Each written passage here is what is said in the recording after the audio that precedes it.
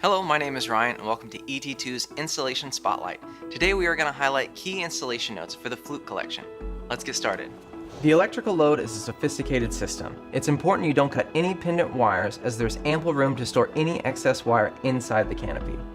Now for some of these heavier fixtures, you're going to want to use an anchor when installing the mounting bracket. I would suggest first mounting the mounting bracket to the junction box and then marking holes where you're going to put your anchors. To adjust the height of the pendant, use the pushpin cord lock to adjust to desired height. Closely follow the pendant diagram in the instruction sheet. To help you, the cylinder finials are preset on the connecting cord and correspond to the color and length of the cylinder it uses. To reduce damaging the pendant during installation, we suggest working from one side of the canopy to the other. It's important you attach the correct PCB and cylinder to the correct connecting cord. There are 3 different PCB and cylinder sizes: 1 inch, 1.75 inch, and 2.5 inch. In order for the whole fixture to light, all the PCBs need to be connected.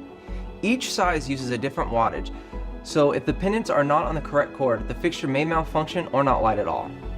Each connecting cord is labeled with the diameter and length of the cylinder it's meant to connect with. In this case, D1 for 1 inch diameter and L24 for 24 inch length. And you can tell it is the polished brass tube because of the polished brass finial.